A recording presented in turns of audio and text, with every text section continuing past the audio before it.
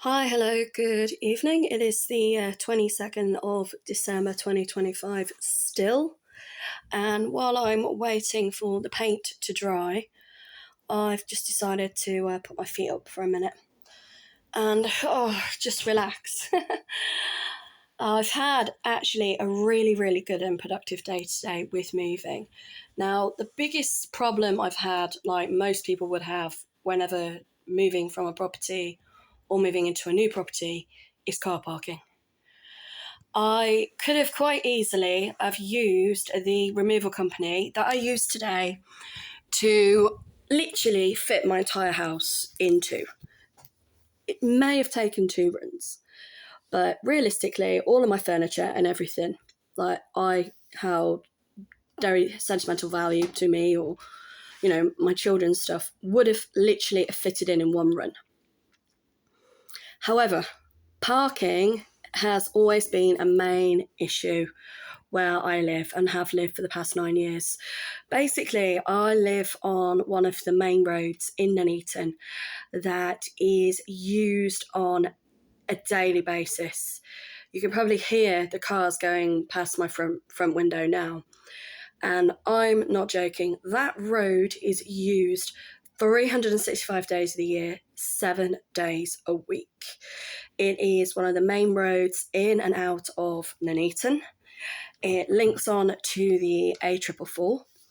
And despite there being other ways in and around Nuneaton, people, even local people that have lived here their whole life, have still put on social media, when this road is closed, how do I get to town? When this road is closed, how do I get to Bedworth? How do I get to Coventry? How do I get to Leicester? How do I get to Atherstone? How do I get to Hinckley? And I'm thinking to myself, are you serious?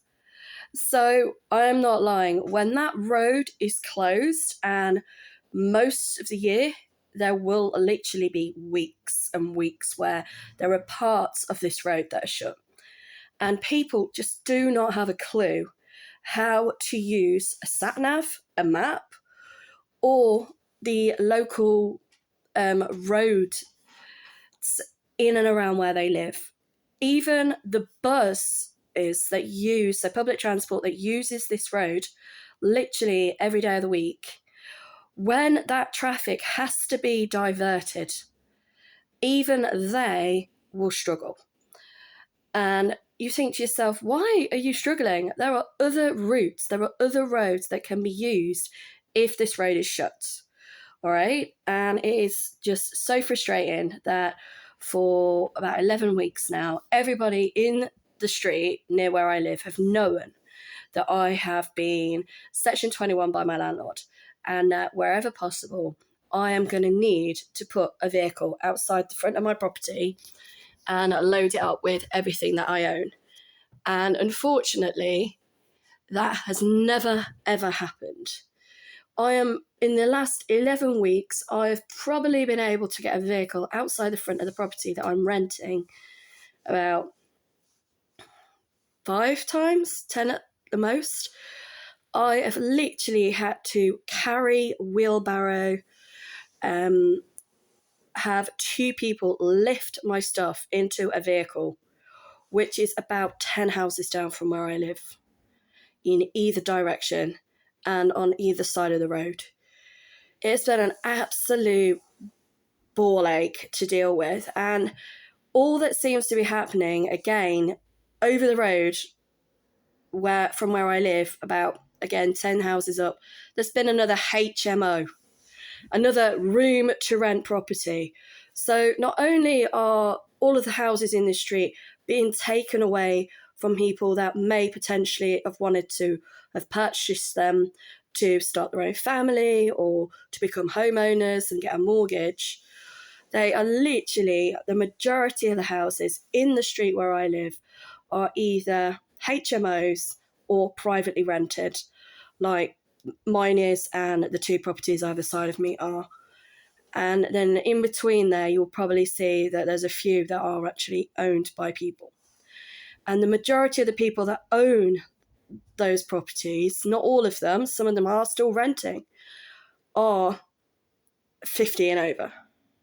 And I'm not saying that to be rude.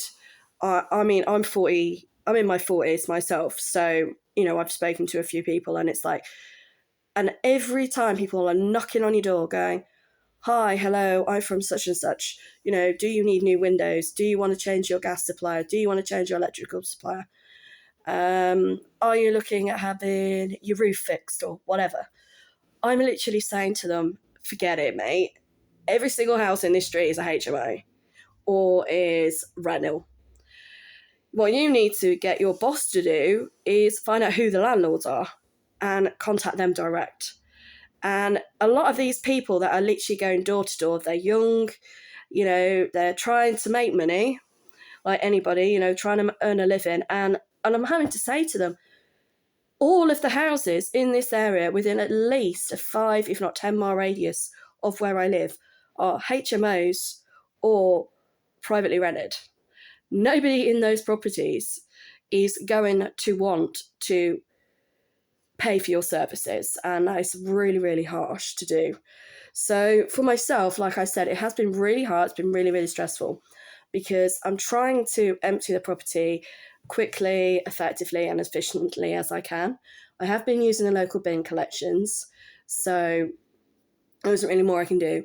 But again, because it was so close to Christmas, trying to even book an uplift with the local council was going to be really, really difficult. I was very lucky that for both my neighbours last year when they left, it was about September, I managed to book an uplift and all of their stuff, I'm talking 2 properties, all of their rubbish went on one uplift that I paid for. I never got a penny back from it, but what they did tell me was anything that's still left in the house you can keep. So I didn't do the uplift for free. But it just goes to show that, there are ways of emptying a property. So you can use an uplift from the council. But again, they were having to park almost 10 doors down to clear the forecourt. And it's the same on bin day as well. You literally cannot move on the road for bins, for car parking, and the bin lorries as well, even they are struggling. So once your bin's been emptied, you're probably having to walk 10 doors down the road to get it back. I won't miss that. I don't think anyone would. But it is just shocking as to how much society has changed within the area that I have lived in since my childhood. I have moved away from Nuneaton and I have come back.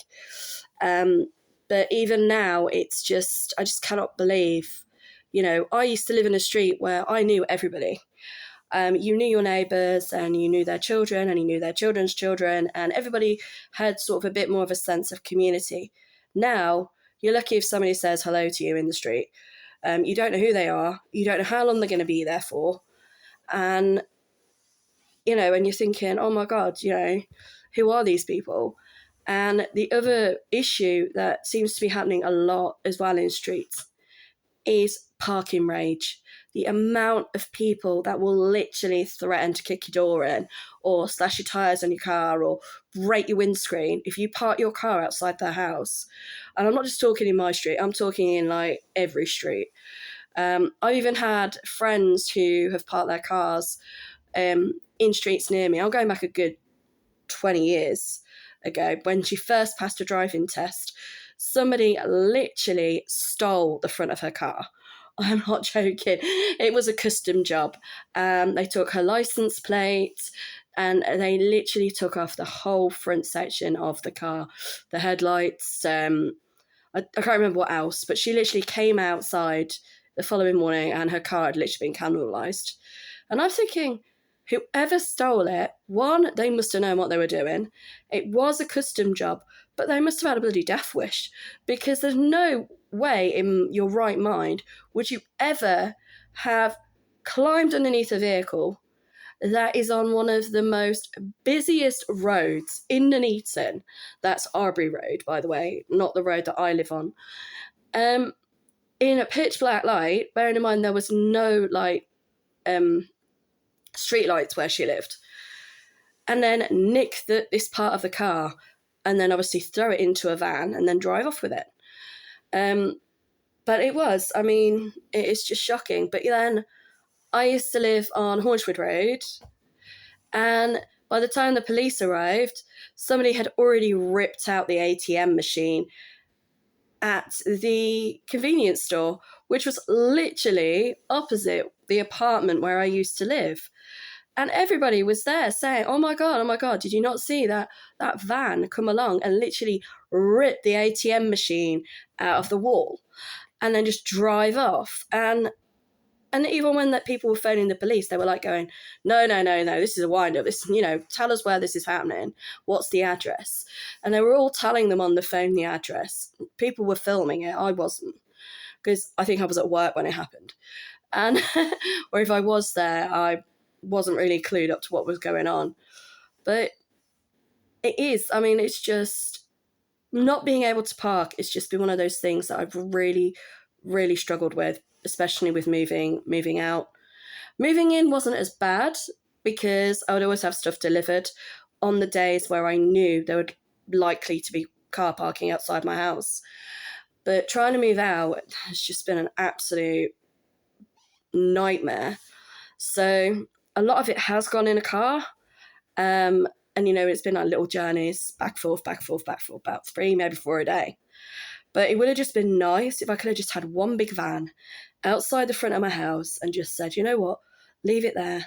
Not even for 24 hours. Just, give me a couple of hours to fill it up and then gas, go, to storage or, But like I said, a lot of it has gone to the charity shop and they're really, really grateful for it. And then some of my really good, better quality furniture, I've found a new home for it. So I'm quite happy about that. So now it's just, again, sorting the wheat from the chaff and packing everything and painting, and then who knows? But I just thought, I'll do a quick recap as to where I am now. And I think, to be honest, estate agents and landlords need to make parking perfectly clear on any advertisement for any property that goes on the market. And if it clearly does say there is no car parking at that property and it's all on road, you've really got to seriously think to yourself, right, is that going to be the best property for me? Or is it going to pay me to pay a little bit more and have off-road car parking if I can? Because I'm telling you now, if I was still driving, I would never have rented this house. And the only reason I rented this house is because it is literally a bus stop, a 2-minute walk up the road. And it's on a regular bus route, and that's it. But I never, ever would have rented this house if I knew that I needed somewhere to park a vehicle. So my hand's about to drop off from holding my phone for so long. But so hopefully tomorrow everything pretty much will be packed, and a lot of it will go to the charity shop in situ. It's just none of them are taking anything at the moment. A lot of them have posted on social media, we're not taking anything now till the new year. So I don't really want to put it in storage, and I don't want to put it in landfill, but I'm sure I can just write on the box, charity, keep, and just take it from there. Some of it's obviously bedding, as you can see. This is my son's duvet behind me that I have kept. And so again, that will go to the laundrette in the new year, be washed, and then put on his bed. So but at the moment, again, everything's had to go into storage, and he has been sleeping at his dad's, bless him. So it's been really weird being here on my own at night without my little ones. I do miss them, and maybe that's why I've been doing so much YouTubing, because, one, I've got time to do it, and I don't have to keep stopping and starting going, shh, Brinley, shh, shh, stop talking, mommy's trying to do a video. Which I know in a lot of my others in the past, you will always hear my children in the background because they live here. This was their home, and now they've got to find a new one.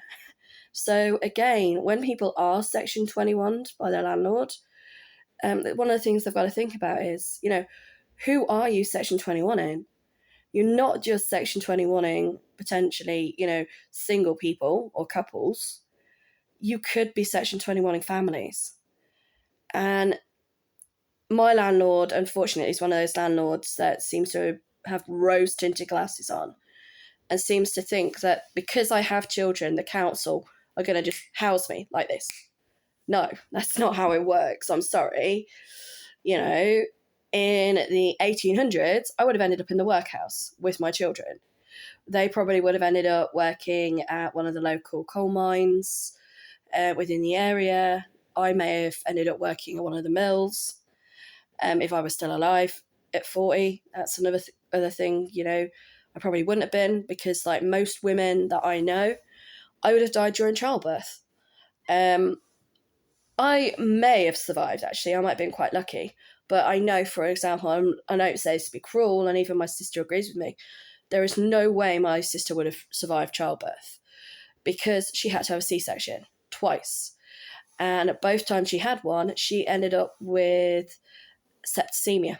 So you imagine, in the 1900s, women would have died. And women still do die during childbirth today. But, for some reason, my landlord, like I said, they seem to think, oh, you're going to get rehoused tomorrow because you've got children. No. I've even been told that by the council. That is not how it works. That is not what's going to happen. You have literally got to apply for properties like everybody else. And it's on a first come, first served basis, but that basis is on needs. And at the moment, I'm not high enough priority. And as much as like people are saying, oh, why don't you just rent private? I'd love to rent privately again. But like I've said in my other videos, the attitude towards people who are trying to rent even in the private sector, people know that there is such a high demand. So they are being extremely selective as to who they want to rent their property. And I'm telling you now, the last thing people want to do is rent their house out to a single mom with a disabled child. Okay? And I'm not saying that to be mean or to be bitchy, but it is the truth. So again,